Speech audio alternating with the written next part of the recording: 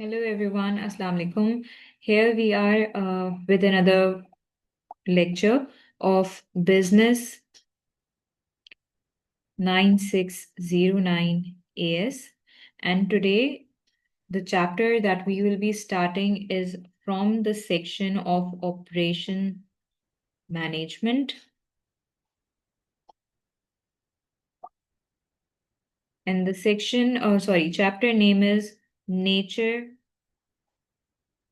of Operations. But before we proceed towards the chapter, the topics, it's important for us to understand what the section is about. That means हम पूरे section में किन चीज़ों को पढ़ने वाले हैं ये अंडरस्टैंड करना बहुत इंपॉर्टेंट है हमारे लिए. So basically, operation management आप ये कह सकते हैं that it includes or it indicates or it tells us about the entire process जिसमें कुछ मेन फंक्शंस हो रहे होते हैं. उन मेन फंक्शंस में सबसे पहले हमारे पास आ जाता है planning. Then we have organizing. Then we have controlling. अच्छा, अब ये प्लान, ऑर्गेनाइज और कंट्रोल किस चीज को किया जा रहा है? बेसिकली प्लान, ऑर्गेनाइज और कंट्रोल रिसोर्सेस को किया जा रहा है in order to produce a good or service. किसी भी गुड या सर्विस को प्रोड्यूस करने के लिए आप प्रॉपर प्लानिंग कर रहे हैं कि रिसोर्सेज कैसे आएंगी, कहाँ से आएंगी, कितने की आएंगी, आप ऑर्गेनाइज कर रहे हैं, आप उसको कंट्रोल कर रहे हैं. So that is considered to be the part of operations management. Now in operations management, we have this chapter of the nature of operations. अब नेचर ऑफ ऑपरेशंस में हम लोग इस बारे में अंडरस्टैंड करेंगे कि how a product is produced, यानी कि हमारे पास प्रोडक्शन मेथड्स कितने टाइप के हैं, हमारा ट्रांसफॉर्मेशनल प्रोसेस क्या होता है, and there are multiple things that we will be covering. जिसमें से मेजर जो हमारे पास आ रहा होगा वो सब कुछ हमारे पास प्रोडक्शन से रिलेटेड होगा, किसी भी गुड या सर्विस की. So the very first topic that we have to start with is about the production process. The very first thing that we can start with is the production process. अच्छा, ये जो production process का scenario है ना, it is also known as transformational process.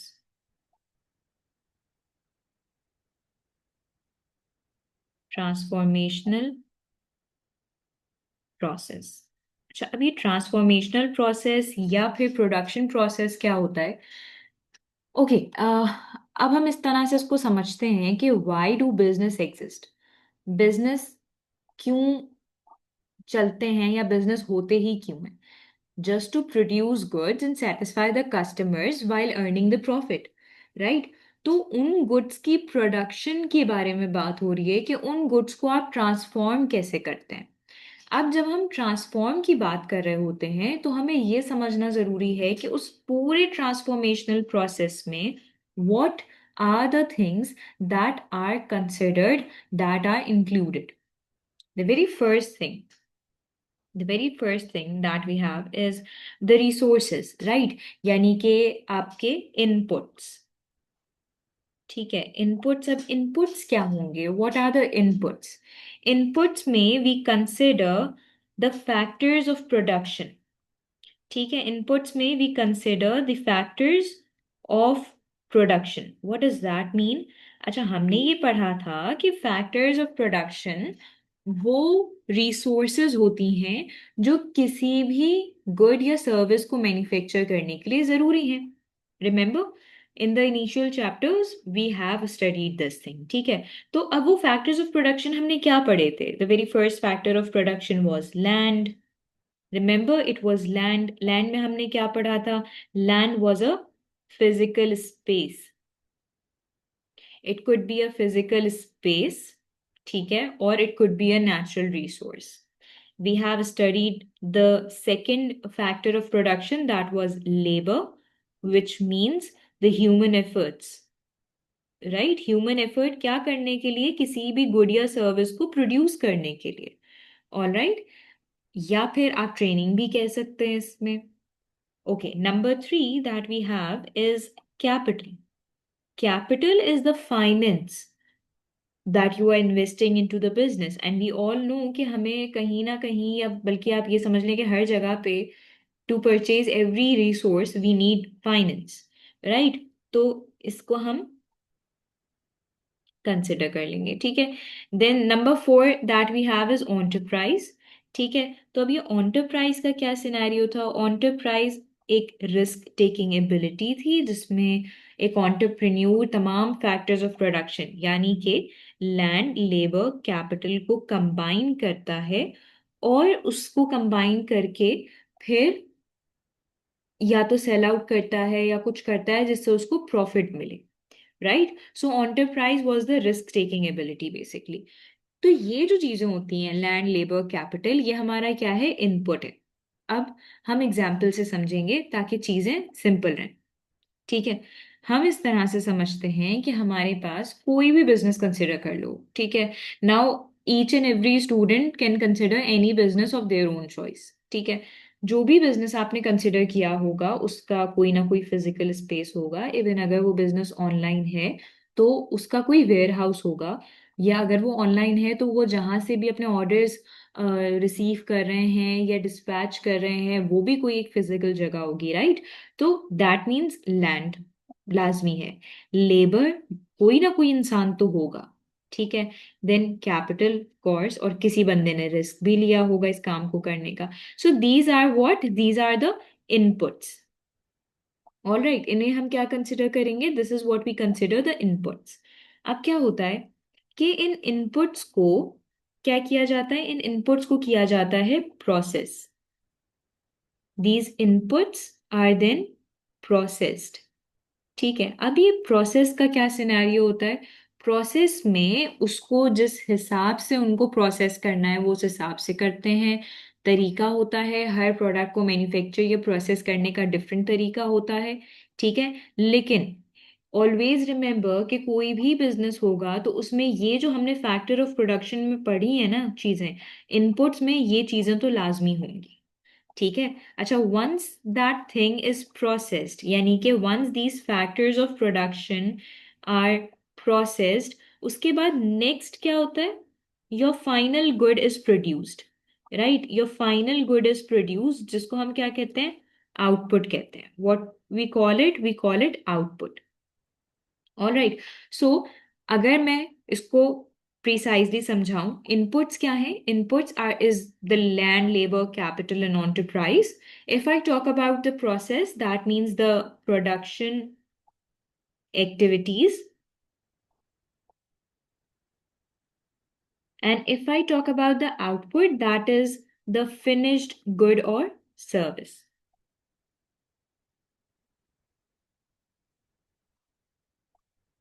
All right. So this is what we consider to be the transformational process. This is what we consider कि हाँ भाई, this is the transformational process when we are basically transforming the inputs to the final product or to the finished good, that is the output.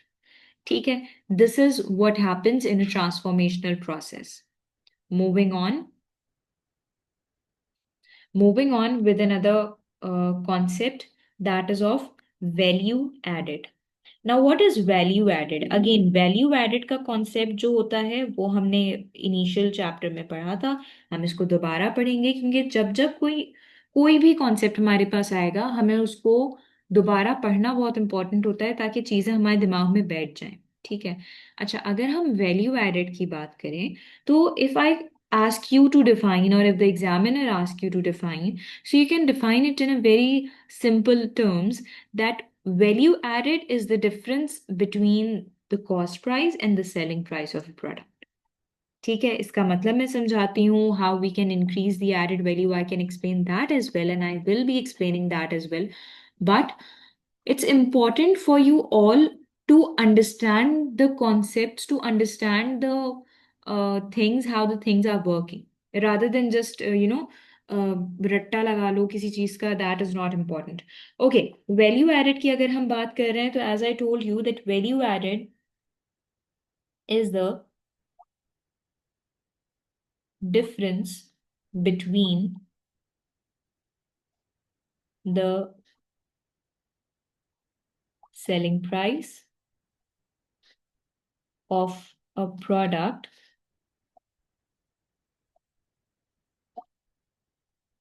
and the cost of the inputs used to produce or manufacture it. अच्छा, अब जरा हम इसको understand करते हैं कि इसका मतलब क्या है. देखें, हमारे पास दो चीजें होती हैं या दो टाइप के प्राइस होते हैं. एक होती है हमारे पास कॉस्ट प्राइस. कॉस्ट प्राइस क्या होती है?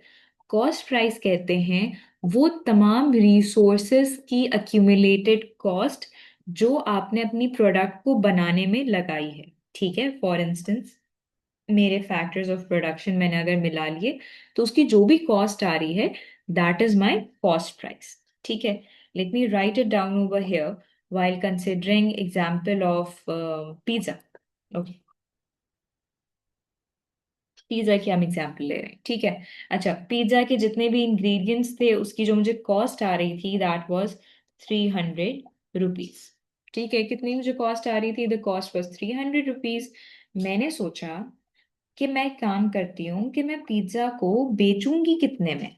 अब देखो, अभी मैंने आपको क्या बताया था कि what is the reason behind starting a business? It is to satisfy the needs and wants of the customers while earning और मेकिंग प्रॉफिट. राइट? तो अगर मैं अपनी पिज्जा को उसी 300 रुपए का बेच दूंगी, तो do you think I have done something? No, it's like इतने का ही तो बनाया था, इतने का ही बेच दिया, ये तो सिर्फ मेरी कॉस्ट कवर हुई है. Where is my profit? So if I want, I can sell it for 350, I can sell it for 320 as well, I can sell it for 800 as well, I can sell it for any price that I think is good and it's worth it. ठीक है. अच्छा, तो मैंने सोचा कि the selling price that I'm going to decide or keep is 800 rupees. अब pizza कितने का बना? 300 का बना था. बेचा कितने का? 800 रुपए का मैंने बेच दिया. मेरा वैल्यू एडेड कितना आया? What is the value added? Since we have studied that value added is the difference between the cost price and the selling price. So I'll just simply say कि यार 800 में से 300 जब मैंने माइनस किया, my answer is 500. So this 500 is what? My value added. Right? This is my value added. अब जब हम वैल्यू एडेड करते हैं, तो हमें कुछ तरीके सीखने पड़ेंगे. ठीक है, किस चीज के? अपनी एडेड वैल्यू को इंक्रीज करने के. How you can increase your added value. ठीक है,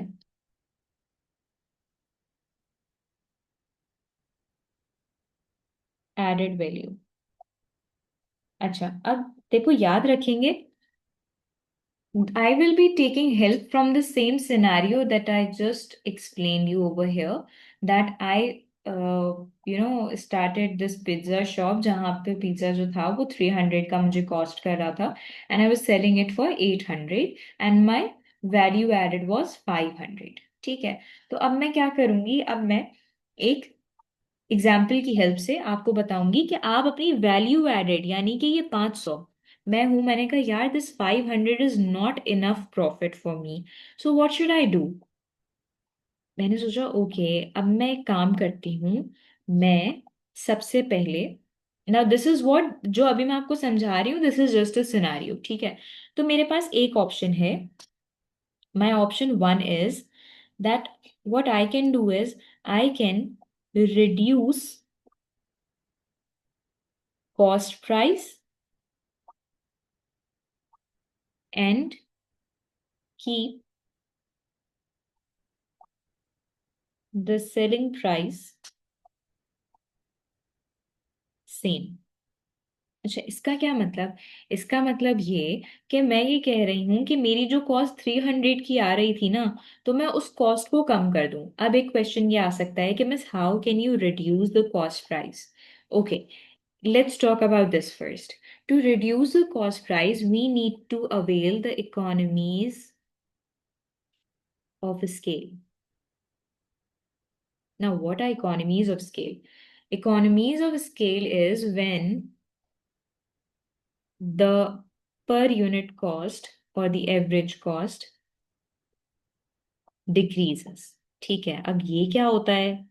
देखो, आपने कोई बल्क बाइंग की, आपको बल्क बाइंग पे डिस्काउंट्स मिलते हैं, that is your economies of scale.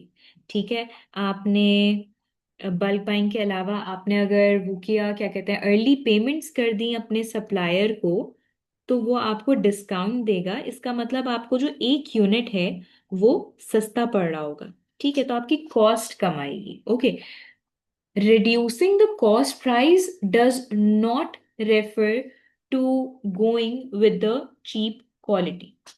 All right, I just repeat myself and write it down over here as well. That reducing the cost price does not mean to compromise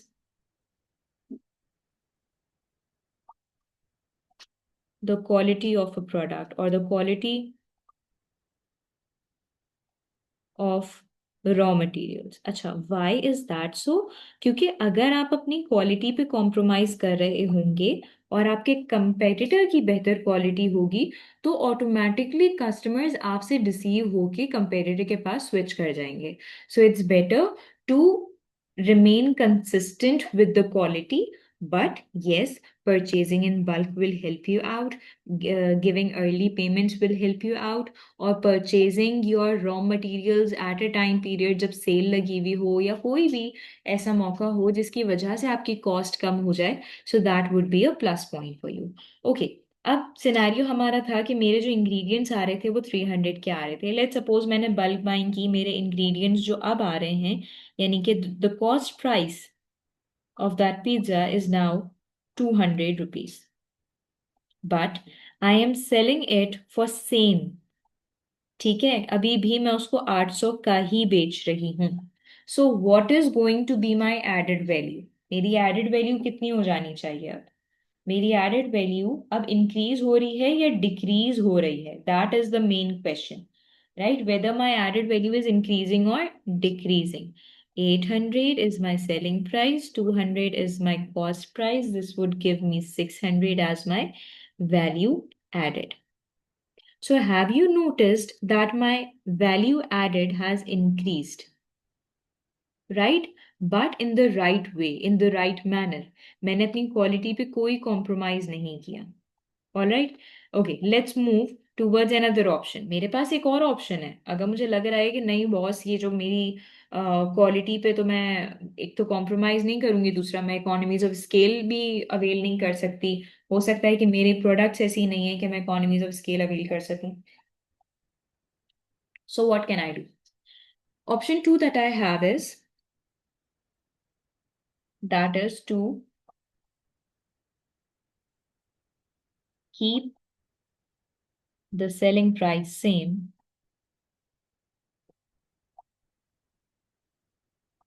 Sorry, to keep the cost price same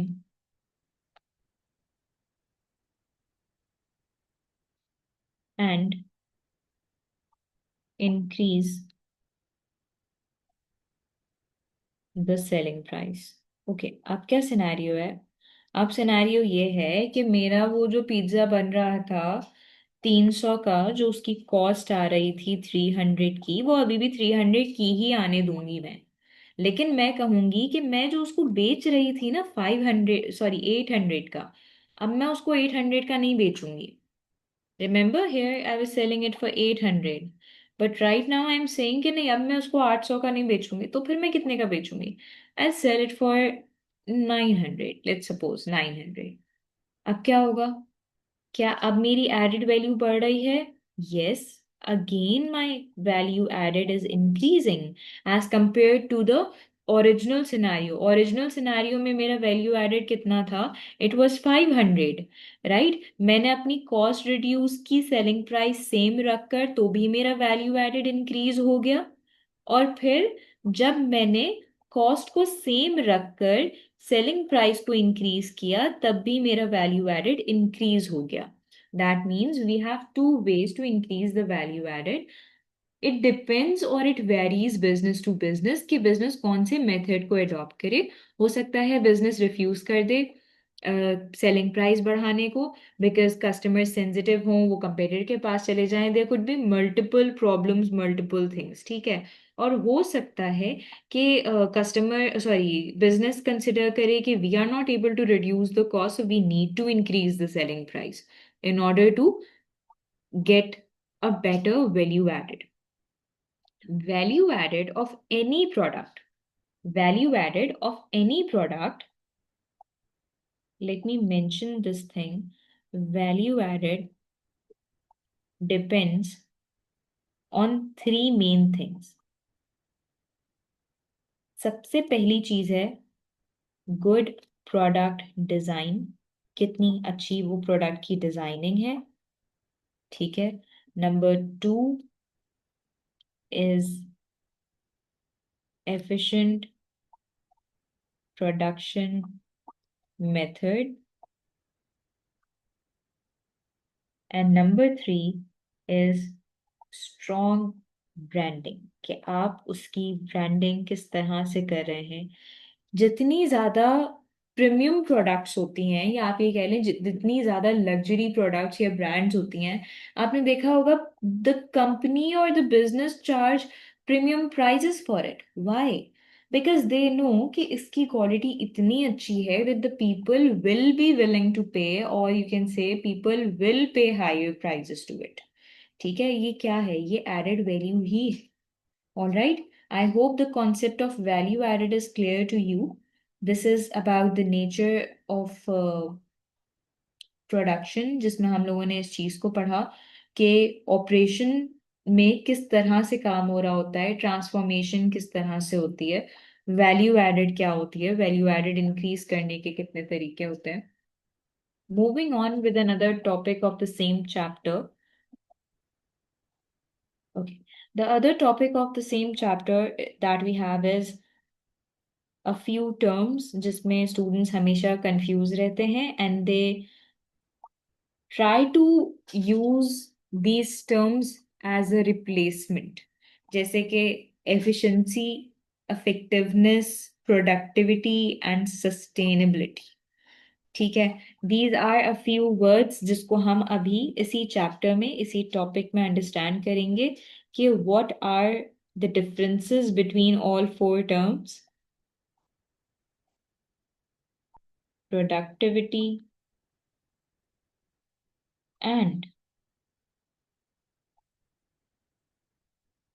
sustainability। Okay, moving on with this, सबसे पहले तो हमें ये understand करना पड़ेगा कि operations management का M क्या होता है। As I told you earlier कि ऑपरेशन मैनेजमेंट प्रोडक्शन के हवाले से प्लानिंग करते हैं, ऑर्गेनाइज करते हैं और कंट्रोल करते हैं, राइट। सो अभी भी हम उसी हिसाब से बात को स्टार्ट करेंगे। एम्स ऑफ ऑपरेशंस मैनेजमेंट, ठीक है। एम्स ऑफ ऑपरेशंस मैनेजमेंट में सबसे पहला aim use of resources efficiently।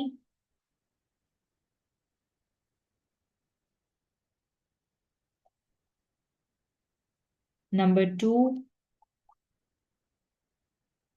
meet customer needs effectively।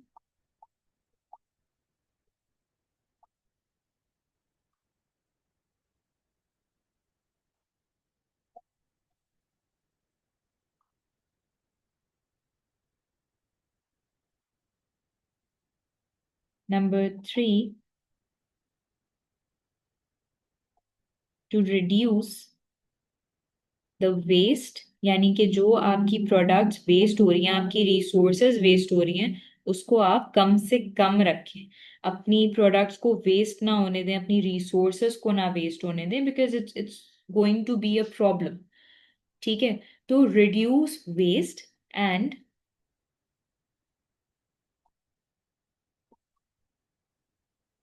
environmental damage. So these three are the basic aims of operations management. ठीक है, अब हम डिफरेंस समझते हैं कि हमारे पास प्रोडक्शन और प्रोडक्टिविटी का कॉन्सेप्ट क्या बताता है। ठीक है, what is the concept of production and productivity? So when we are talking about production, so production is basically the total amount that is produced, right? Total amount produced, यानी कि कितने units आपने produce किए हैं, कितने amounts आपने बनाए हैं। For instance, I am saying that I am able to produce, और my company is able to produce 1000 units per day. मैं चाहती तो मैं इसको कह सकती थी my company is able to produce 1000 units per week, per month, per annum. ठीक है, तो this is just an example कि प्रोडक्शन क्या होती है, कि आपने कितने यूनिट्स प्रोड्यूस किए। Then we have a term that is productivity. अब ये प्रोडक्टिविटी क्या होती है? प्रोडक्टिविटी कहते हैं output per unit of input. अब जरा हम जाएंगे पीछे, यानी कि हम अभी अभी हम पढ़कर ऊपर देखकर आए थे कि miss input factors of production थे, जिसमें लैंड, लेबर, कैपिटल था, और आउटपुट क्या था? हमारा फिनिश्ड गुड था। So basically the concept is trying to tell you कि हमारे पास जो आउटपुट आ रहा है वो किस हिसाब से आ रहा है, यानी कि क्या आपके जितने इनपुट्स लगाए जा रहे हैं उसी हिसाब से आपका आउटपुट बन रहा है, या आप अपने इनपुट्स को वेस्ट ज्यादा कर रहे हैं। इसको हम ये एग्जाम्पल दे सकते हैं कि द आउटपुट, ऐसे कंसिडर कर लो कि एक लेबर ने एक घंटे में कितने यूनिट्स प्रोड्यूस किए। ठीक है, यानी कि एक लेबर ने आउटपुट पर वर्कर पर आवर, ठीक है, एक लेबर ने एक घंटे में कितने यूनिट्स प्रोड्यूस किए, दैट इज योर प्रोडक्टिविटी। जैसे हम ये कहेंगे कि यार हम एग्जाम्स के टाइम में पढ़ने के लिए बैठे तो हमने एक घंटे में एक चैप्टर कवर किया, दैट इज योर प्रोडक्टिविटी। एक चैप्टर आपने कंप्लीट कर लिया, that is your output, right? तो this is what productivity refers to. We have a formula for productivity and the formula is that we divide the output with the inputs। और input में हम किसको consider कर रहे हैं? हम particularly labour को कंसिडर कर रहे हैं। ऑलराइट, अच्छा, अब अगर हम बात करें कि ठीक है मिस आप प्रोडक्टिविटी पढ़ा रही हैं, but why are we studying this? इतना पढ़ने का क्या फायदा प्रोडक्टिविटी को इतना डिटेल में? So look, the only reason why we are studying it or why productivity actually matters is because productivity will help you to lower your cost per unit। जितना efficiently आपका लेबर काम कर रहा होगा उतना ही कॉस्ट आपकी कम आएगी। क्योंकि अगर आपका लेबर बहुत ही लेजी है, मूड नहीं है उसका काम करने का, उसने रिसोर्सेज को वेस्ट कर दिया, रिसोर्सेज में टाइम भी आ जाता है, वक्त जाया कर दिया, तो लोग रिसोर्सेस परचेज करने के लिए पैसा लगेगा और वक्त अगर निकल गया तो वो वापस नहीं आएगा, राइट? दैट मीन्स कि आपकी प्रोडक्टिविटी बहुत कम है और आपकी कॉस्ट ज्यादा आ रही है। ठीक है, सो अगर बात की जाए दैट व्हाई प्रोडक्टिविटी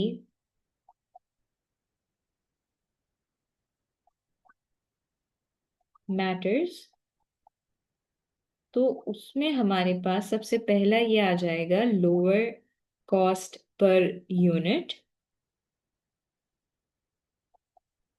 उसके बाद हमारे पास आ जाएगा हायर कंपेटिटिवनेस।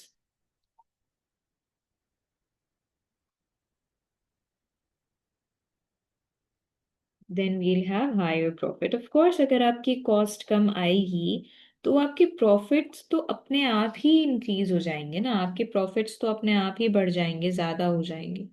ठीक है। So this is what we consider that why productivity is important.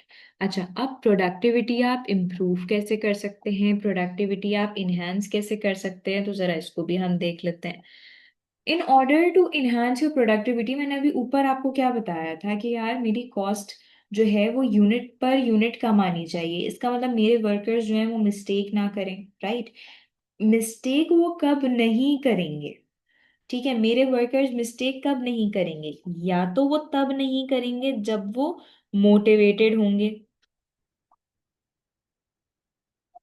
ठीक है, या तो वो तब मिस्टेक नहीं करेंगे जब वो क्या होंगे, मोटिवेटेड होंगे। या फिर वो तब मिस्टेक नहीं करेंगे जब उनको काम करना आता होगा, इसीलिए मैं उनको क्या करूंगी, मैं उनको ट्रेनिंग्स प्रोवाइड करूंगी ताकि कोई प्रॉब्लम के चांसेस आए ही नहीं। तो मिस आप मोटिवेट कैसे करेंगे अपने एम्प्लॉयज को, इसमें डिटेल में हम इसको पढ़ेंगे जब हम एचआर का चैप्टर कवर करते हैं तब, जिसमें हम लोग थ्योरीज को पढ़ते हैं। प्रिसाइजली अभी बता देते हैं कि इसमें हम रिवॉर्ड्स और उनके काम को, उनकी टास्क को, उनकी मेहनत को रिकॉग्नाइज करके भी उनको मोटिवेट कर सकते हैं कि यार आपने ये वाला काम तो बहुत अच्छा किया था, we were very impressed and now you deserve this reward. ठीक है, this is what you can do. Then training का क्या सिनेरियो है, आप अपने एम्प्लॉयज की स्किल्स को इम्प्रूव करें तो ऑटोमेटिकली उनकी स्पीड भी इम्प्रूव हो जाएगी। ठीक है। अच्छा, moving on with another thing. अच्छा, अगर आपके एम्प्लॉयज हैं और आपने अपनी कंपनी में बहुत ही नॉर्मल सी चीज़ें रखी हैं या पुराने ज़माने की चीज़ें रखी हैं, तो आपके एम्प्लॉयज में मोटिवेशन नहीं आएगी, right. So what you need to do is you need to use better technology, right. So using better technology would also work or would help। ठीक है, यानी कि आप अगर बात मैं इस तरह से एग्जांपल दे दूं कि आप ऑटोमेशन की बात कर सकते हैं, या फिर we can also consider faster machines.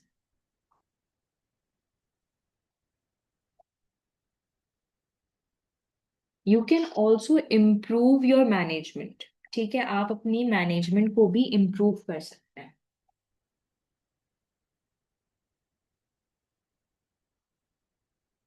और जब हम बात कर रहे होंगे मैनेजमेंट को इम्प्रूव करने की, so we are basically talking about कि हम बेटर प्लानिंग की तरफ जा सकते हैं।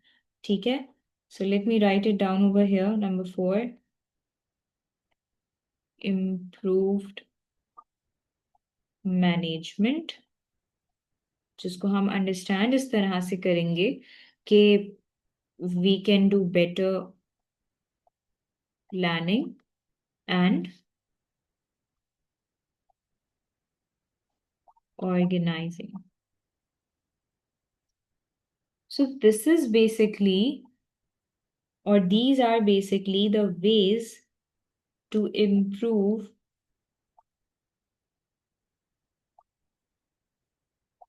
productivity. These are the ways to improve productivity. I hope everything is clear so far. कुछ ना समझ आ रहा हो, so you can pause this video and ask me or just write down the question uh, somewhere ताकि थोड़ी देर के बाद आप मुझसे पूछ सके। You can WhatsApp it to me. Now the next topic that we have is efficiency and effectiveness। अच्छा, अब efficiency क्या होती है, effectiveness क्या होती है, इसको भी जरा अंडरस्टैंड कर लेते हैं। देखो, जब हम लोग बात कर रहे हैं efficiency की, so it's important for us to understand कि efficiency is basically when we are, okay, efficiency is basically when we are doing things or performing tasks that will lower our cost, ठीक है, या फिर we are performing task or doing the task at the lowest cost, यानी कि हमारी resources कम से कम इस्तेमाल अगर हो रही हैं या हमारी cost कम से कम आ रही है उस काम को सही सही करने में। Again I am repeating my self, आप एक काम कर रहे हैं और वो काम जो है वो आप कर तो रहे हैं, उसमें आप क्वालिटी पे कॉम्प्रोमाइज नहीं कर रहे, लेकिन आपकी कॉस्ट कम आ रही है। That is what we consider to be efficiency. That is what we consider to be efficiency. That means efficiency में हमारे पास क्या आ जाता है? डूइंग टास्क और performing things at lowest cost और using fewer resources, ठीक है, that is what we consider to be efficiency. Moving on with the other term जिससे हम इसको हमेशा compare कर रहे हैं, that is effectiveness. That is effectiveness.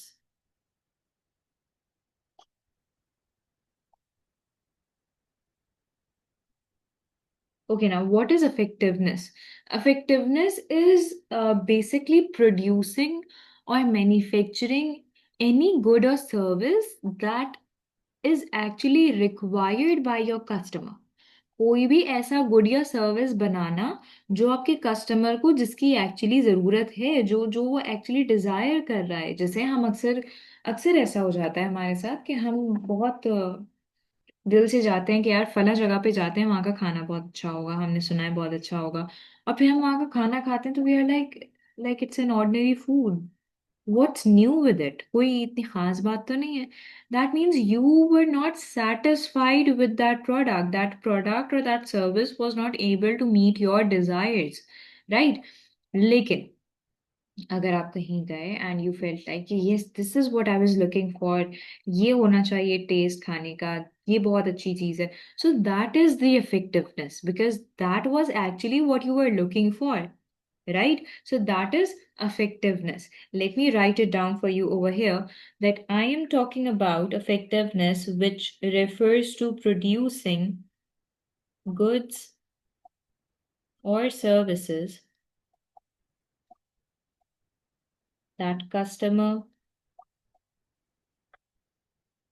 actually want.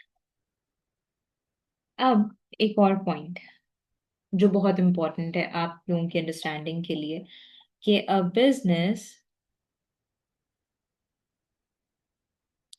Can be efficient. You remember हमने एफिशिएंट का क्या मतलब पढ़ा था? A business can be efficient but not effective. इसका क्या मतलब? कि आपके बिजनेस की कॉस्ट तो कम आ रही है, लेकिन आपका बिजनेस आपके कस्टमर्स की डिजायर्स पर नहीं उतर पा रहा है।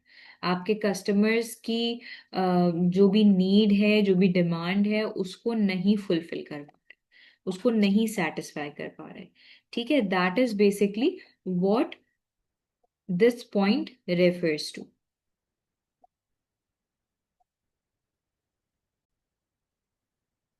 Moving on with the next concept, that is sustainability. अब sustainability क्या होती है? Sustainability, अगर हम अभी sustainability की बात करें, sustainability, अच्छा sustainability का क्या सीन है? Sustainability in operations हम इस वक्त पढ़ रहे हैं। अच्छा, जब हम सस्टेनेबिलिटी इन ऑपरेशंस की बात करते हैं तो we can define by saying कि sustainability in operation is basically something that we aim to protect the environment. ठीक है, यानी कि हम गुड्स या सर्विसेज प्रोड्यूस तो करेंगे, वी आर नॉट सेइंग कि हम नहीं प्रोड्यूस करेंगे, but we will make sure कि हमारी प्रोडक्शन में कुछ ऐसा ना हो जो एनवायरनमेंट को नुकसान करे, जो फ्यूचर जनरेशन्स को नुकसान करे, या कोई ऐसी प्रॉब्लम ना हो जिसकी वजह से एनवायरनमेंट में कोई प्रॉब्लम आ सके।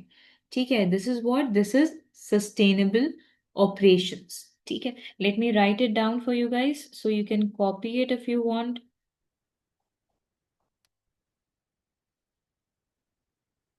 Sustainable operations aim to protect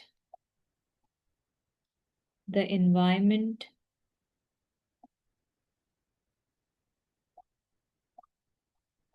while producing goods। कि हम कुछ एग्जाम्पल्स कंसिडर कर लेते हैं because it's important. For instance, using less energy और reducing carbon emission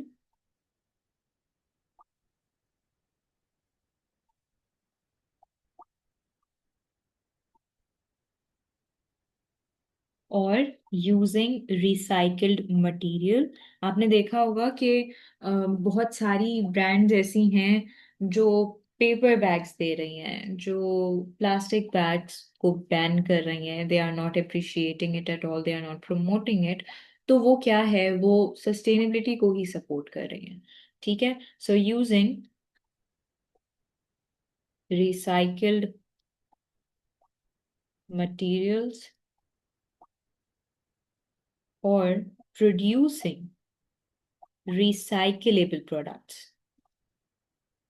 producing recyclable products. ठीक है, यानी कि वो प्रोडक्ट्स बनाना जो बाद में भी इस्तेमाल हो सके किसी और पर्पस के लिए। ठीक है। अच्छा, अब क्या होता है कि सस्टेनेबिलिटी जो होती है ना बेटे, वो बहुत इंपॉर्टेंट होती है। सस्टेनेबिलिटी बहुत ज़्यादा ज़रूरी होती है। क्यों ज़रूरी होती है सस्टेनेबिलिटी?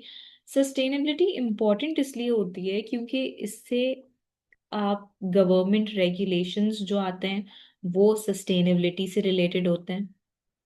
ठीक है, गवर्नमेंट बहुत सारे रूल्स ऐसे बनाती है जो सस्टेनेबिलिटी से रिलेटेड हो। ठीक है, कस्टमर्स की एक्सपेक्टेशंस यही होती हैं कि हम उन प्रोडक्ट्स को यूज करें या हम उन प्रोडक्ट्स पे अपना पैसा लगाएं जो सस्टेनेबिलिटी को सपोर्ट कर रहे हैं, इन्वायरमेंट को प्रोटेक्ट कर रहे हैं। ठीक है, और बिजनेस को अपनी कॉर्पोरेट इमेज बेहतर करने के लिए सस्टेनेबिलिटी को सपोर्ट करना पड़ता है।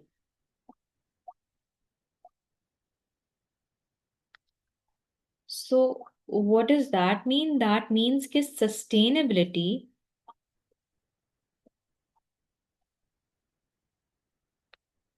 is increasingly important for government regulations, customer expectations, and corporate image. ठीक है, so this is why I would say sustainability is important. I hope यहाँ तक चीज़ें जो हैं वो स्मूथ हैं, क्लियर हैं।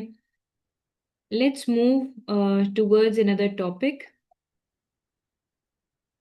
Let's move towards another topic of sustainability or nature of operations.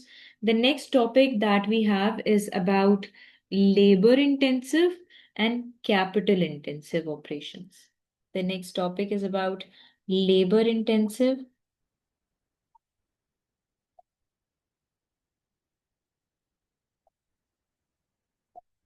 and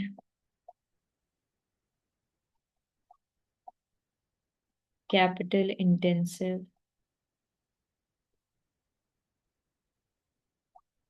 operations. Okay, now what is labor intensive? What is capital intensive? So basically, managers को ना चूज करना पड़ता है दो में से किसी एक चीज। किस चीज में? दो में से एक चीज में। या तो वो लेबर इंटेंसिव ऑपरेशंस या फिर प्रोडक्शन कर सकती हैं, या फिर कैपिटल इंटेंसिव। अब लेबर इंटेंसिव क्या होता है, सबसे पहले हम उसको समझ लेते हैं कि what labour intensive refers to. Labour intensive production की अगर बात की जाए तो this is when the majority production, जब ज्यादातर प्रोडक्शन कौन कर रहा हो, इंसान कर रहे हो, ह्यूमन कर रहे हो, और मशीनरी से माइनर प्रोडक्शन हो रही हो। ठीक है।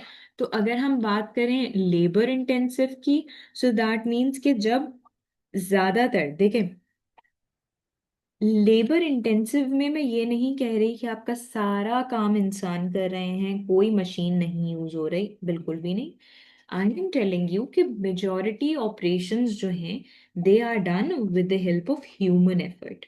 ठीक है। अगर ह्यूमन एफर्ट नहीं होगा तो फिर लेबर इंटेंसिव, तो फिर प्रोडक्शन जो है वो लेबर इंटेंसिव नहीं कहलाएगी। ठीक है। So I can define it by writing that a process or industry that requires a large amount of labor to produce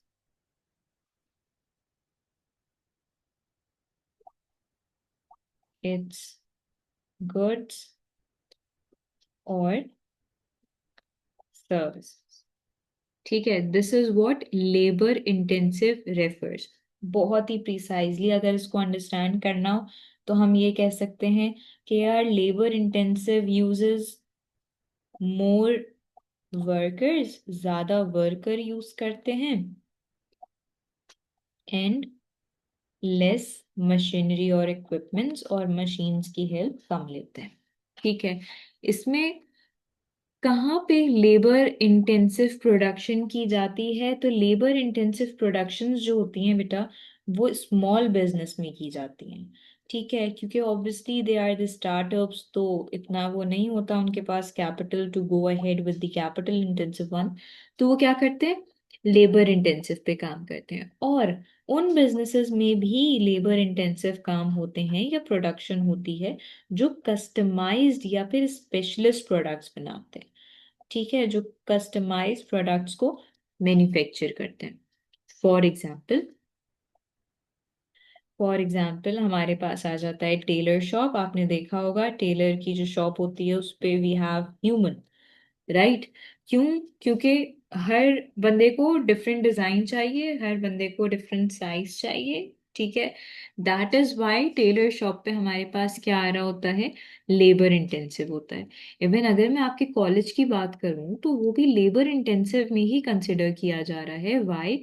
because majority task are perform by your teachers, they are human, right. Yes, I understand you have other equipments, projector होगा, teachers के पास iPads होंगे, आपकी attendance भी अब machine से हो रही होती है, यानी कि पोर्टल पे हो रही होती है, असाइनमेंट्स भी आपको पोर्टल पे रिसीव हो जाते हैं। बट मेजॉरिटी टास्क आपका जो आता है, बेसिक टास्क आपका जो होता है वो परफॉर्म ह्यूमन कर रहा है। That is why this is a labour intensive production. ठीक है। Now let's talk about some benefits of labour intensive production. ठीक है।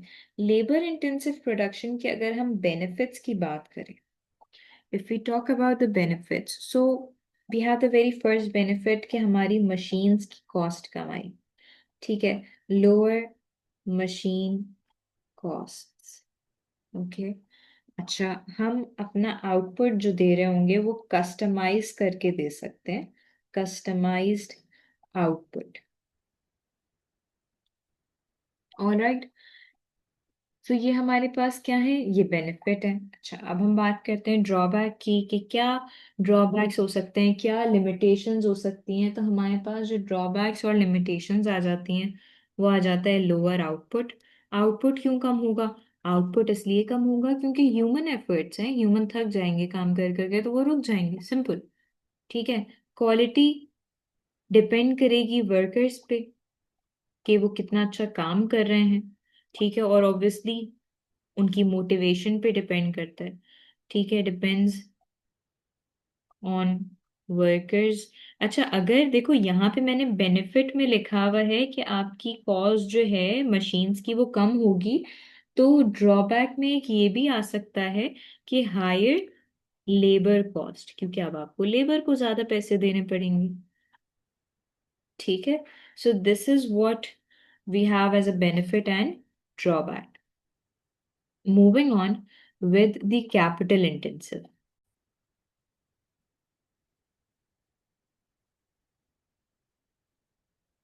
So capital intensive is basically the opposite term of labor intensive. Capital labor intensive में हमने क्या पढ़ा कि जहाँ पे मेजॉरिटी प्रोडक्शन कौन कर रहा है, ह्यूमन कर रहे हैं, ह्यूमन एफर्ट से हो रही है, that is labour intensive. But when we are learning about capital intensive, तो हमारे पास जो मेजॉरिटी प्रोडक्शन हो रही है वो हो रही है मशीन्स की हेल्प से, इक्विपमेंट्स की हेल्प से, जिसपे सिग्निफिकेंट इन्वेस्टमेंट की गई है।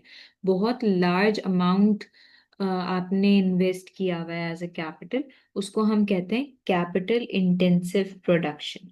ठीक है, now let me write down the definition that it refers to an industry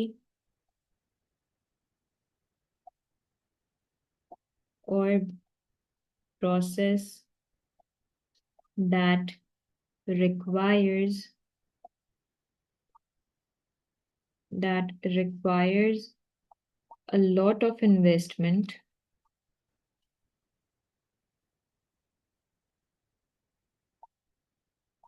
in materials and equipments in order to operate। ठीक है, काम करने के लिए या प्रोडक्शन के लिए उनको किस चीज़ की ज़रूरत होती है? हैवी इन्वेस्टमेंट्स की ज़रूरत होती है, ताकि वो मशीन्स लेकर आ सके।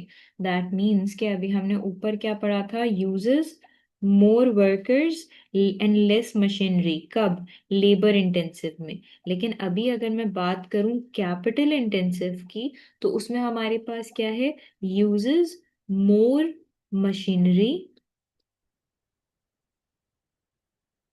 And less labour. अच्छा, अब ये होता कहाँ पर है? कौन सी, जैसे अभी मैंने आपको ये बताया था कि लेबर इंटेंसिव जो है वो स्मॉल बिजनेस में होता है, कस्टमाइज प्रोडक्ट्स जब बनानी होती है तब होता है। तो कैपिटल इंटेंसिव कब होता है? कैपिटल इंटेंसिव बेटा तब यूज होता है जब आप मास प्रोडक्शन इंडस्ट्री में होते हो।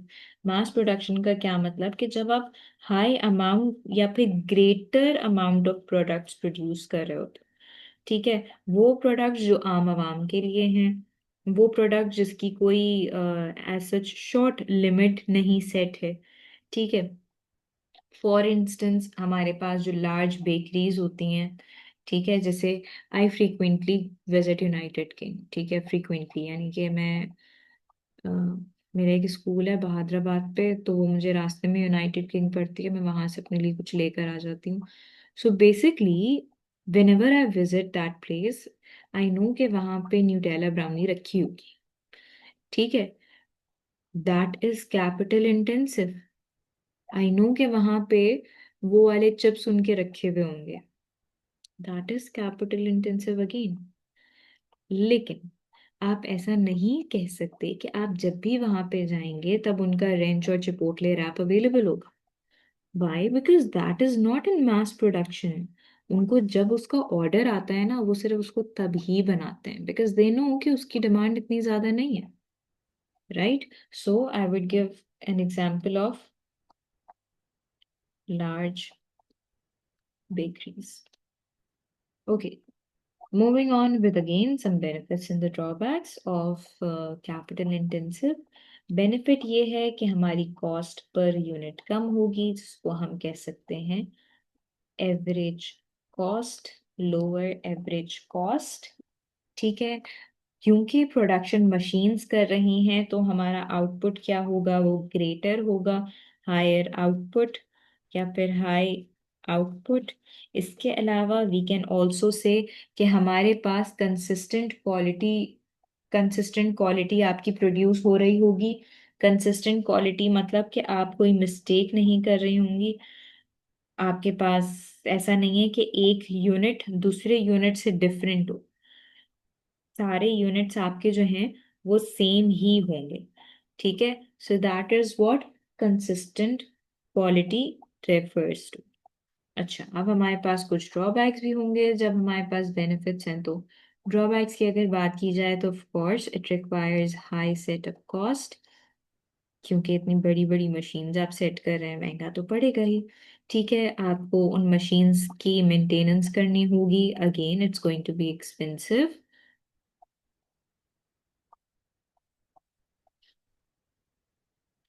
Risk of machines becoming outdated, क्योंकि आपकी मशीन्स अगर एक बार आउटडेटेड हो गई so you need a new one, you need to update your production process, उसमें आपका दोबारा खर्चा आने वाला है।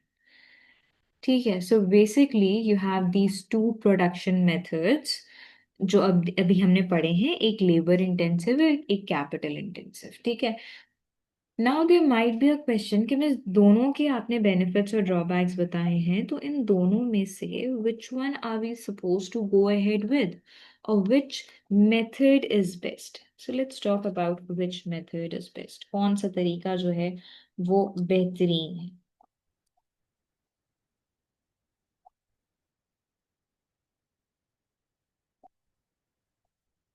रिमेम्बर कि जब हम बात कर रहे होंगे कि कौन सा तरीका बेहतर है, तो it depends upon a few factors.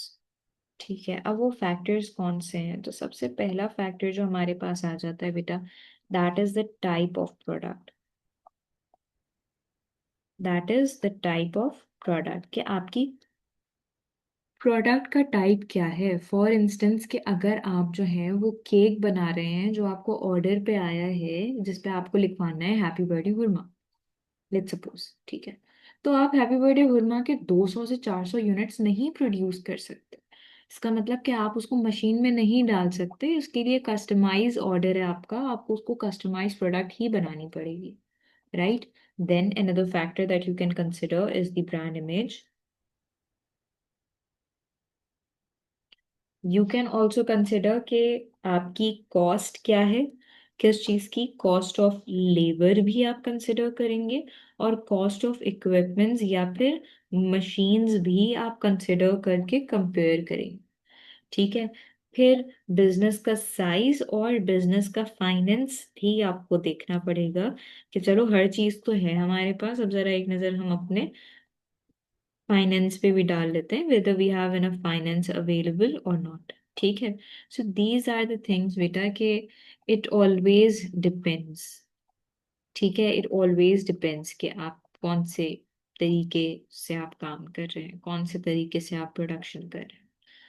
अच्छा, अभी जो हमने पढ़ा दैट वाज बेसिकली कि दो तरीके होते हैं, हो सकता है कि आप लेबर की हेल्प से मेजॉरिटी प्रोडक्शन कर रहे हो, और हो सकता है कि आप कैपिटल की हेल्प से मेजॉरिटी प्रोडक्शन कर रहे हो, and both are fine, but it always depends upon what type of product you have, what brand image like you are building in front of your customers, what's the cost of your labor and machines, what's the size of your business, and the available finance.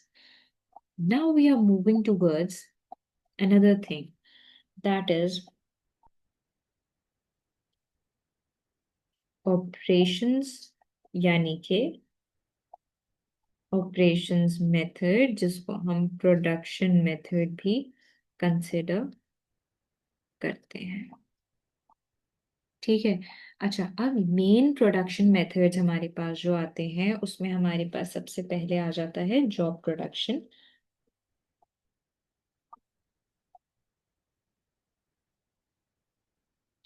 The other one that we have is batch production.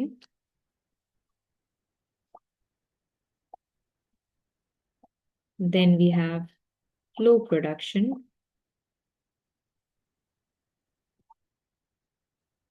And then we have mass customization. चलिए अब हम उसको पढ़ लेते हैं detail में कि ये होता क्या है।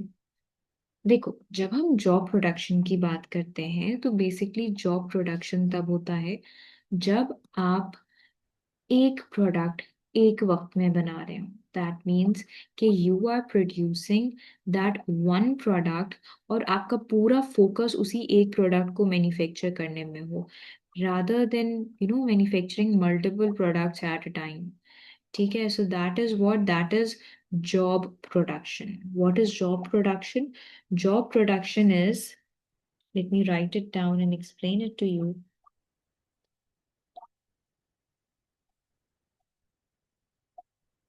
Job production is producing one of customized items. Example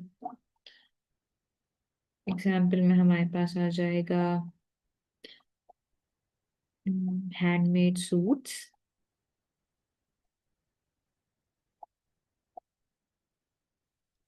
ठीक है, that is what we can consider as an example, but let's go in a much detail. हम जब बात कर रहे हैं जॉब प्रोडक्शन की तो इसका मतलब ये है कि आप एक प्रोडक्ट को एक वक्त में कंसिडर कर रहे हैं। फॉर इंस्टेंस, आप फर्नीचर बनवा रहे हैं अपनी मर्जी का कि नहीं हमें तो ऐसे ही फर्नीचर चाहिए, वो ऐसा होना चाहिए, वैसा होना चाहिए। So now it's according to your own requirement, right? तो वो क्या है, एक वक्त में एक आपके लिए ही बनेगा। This is job production. अच्छा, अब जॉब प्रोडक्शन जब होती है ना, तो उसका एडवांटेज ये है कि आपके पास एक यूनिक प्रोडक्ट बनकर आती है। ठीक है, what's the benefit of it? That you get a unique product. And जब आपका लेबर जॉब प्रोडक्शन में काम करता है ना, एक इंडिविजुअल यूनिट को प्रोड्यूस करता है, तो उसकी मोटिवेशन भी बढ़ जाती है। दैट मीन्स हायर या फिर high worker motivation. And if I talk about the drawbacks, job production का सबसे बड़ा drawback, it's slow. Why is it slow? एक वक्त में एक प्रोडक्ट आप बना रहे हो, स्लो तो हो गई। Number two, higher cost. Why higher cost? Again, एक वक्त में एक प्रोडक्ट आप बना रहे हैं, कॉस्ट तो ज्यादा आएगी ही ना आपकी, क्योंकि आप अगर सारे यूनिट्स को एक साथ प्रोसेस कर रहे होते आपकी कॉस्ट इतनी नहीं आती। It would be cheaper as compare to this one, right? And since you are producing customized goods, तो आपको रिक्वायर्ड होंगे स्किल्ड लेबर। वो मजदूर, वो वर्कर्स जिनको काम असल में आता हो, जो ऐसे ऐसे ही ऊपर ऊपर से काम ना करके जाएं। ठीक है, दिस इज व्हाट बेटा, this is job production. Moving on to the other production method, that is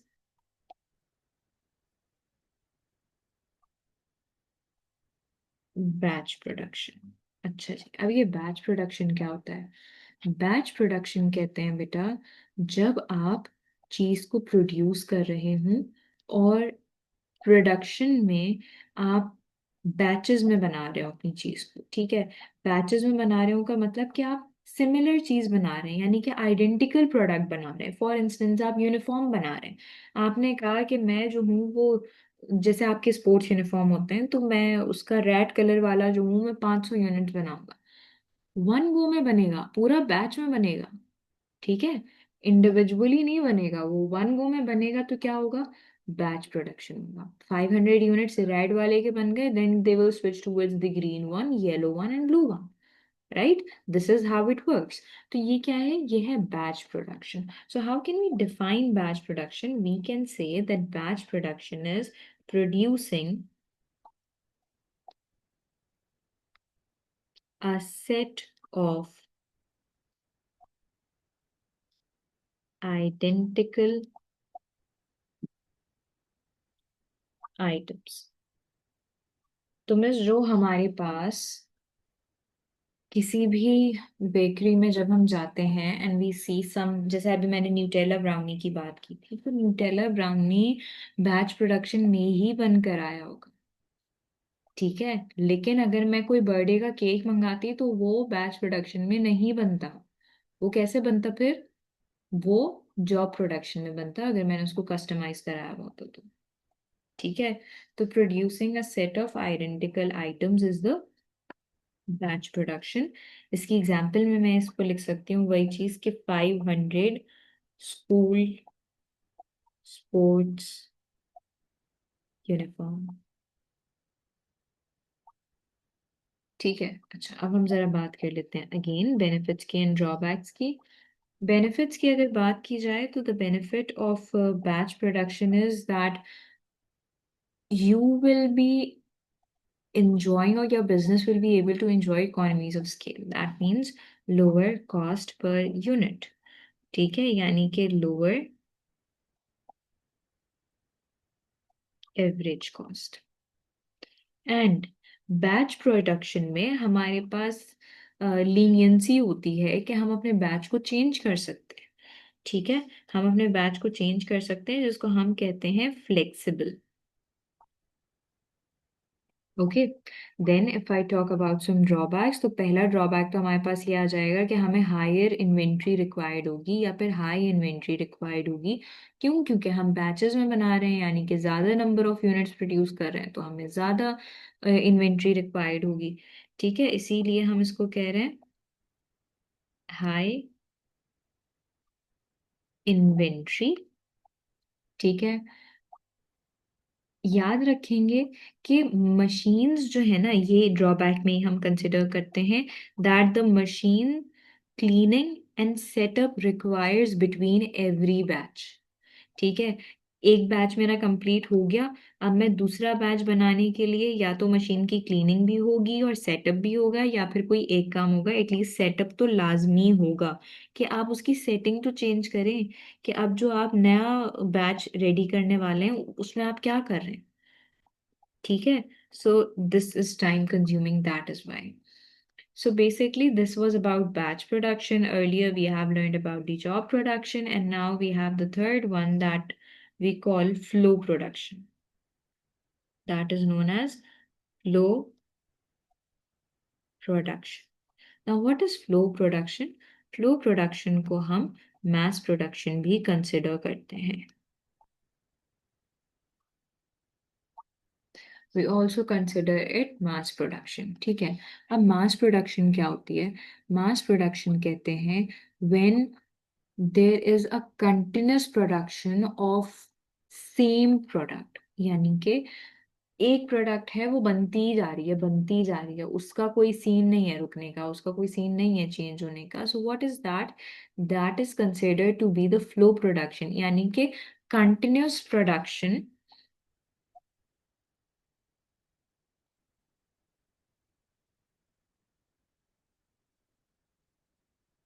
continuous production of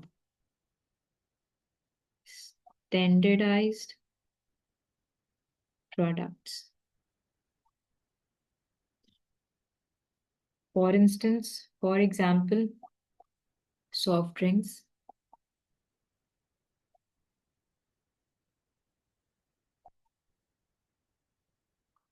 ठीक है, या फिर पैकेज्ड फूड। अब अगर हम इसके बेनिफिट्स और ड्रॉबैक्स को कंसिडर करें, सो वी कैन से कि जब हम फ्लो प्रोडक्शन या मास प्रोडक्शन की बात करते हैं, तो हमारे पास लोअर पर यूनिट कॉस्ट आती है, या फिर आप ये कह लें कि बहुत ही ज़्यादा मिनिमाइज हो जाती है आपकी एवरेज कॉस्ट, ठीक है। बहुत ही ज़्यादा कम हो जाती है आपकी एवरेज कॉस्ट, क्योंकि मास प्रोडक्शन में, फ्लो प्रोडक्शन में बहुत ही एफिशिएंटली आपके जो प्रोडक्ट्स हैं ना वो बन रहे होते हैं, ठीक है। So we can say very low unit cost, but you are producing high output. That is a benefit, right? And that high output is with consistent quality.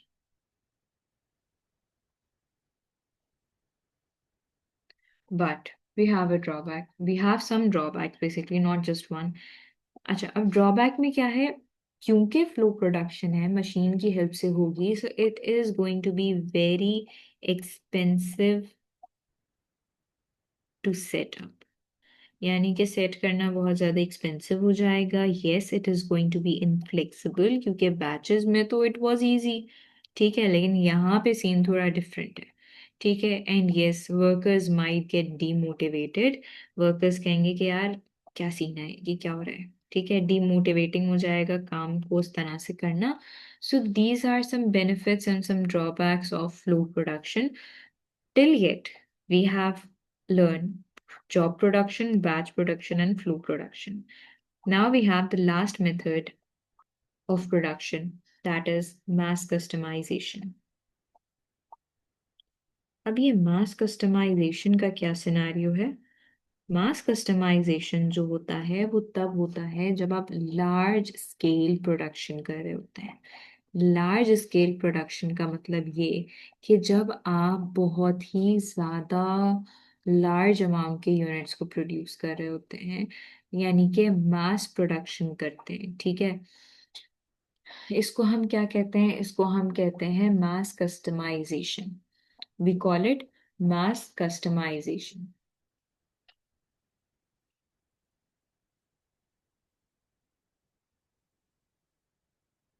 Okay, let me write down the definition.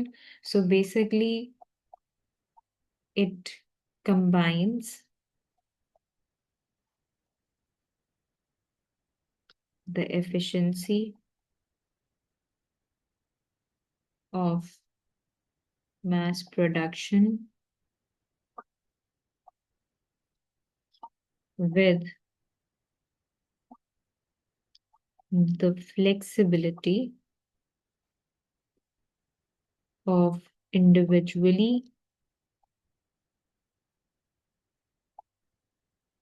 tailored products.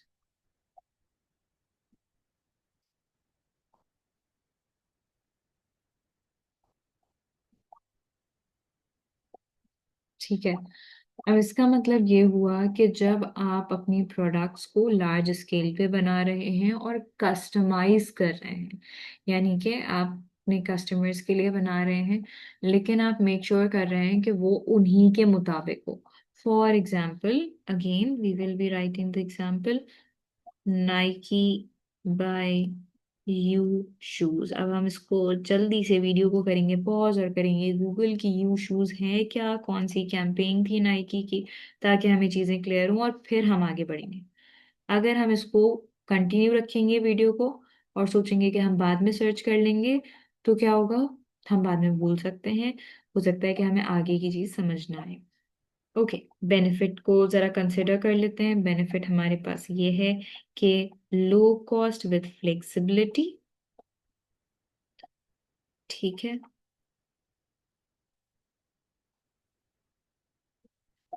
And since you are customizing it, so it's going to, or या फिर we can say that it will meet the individual needs.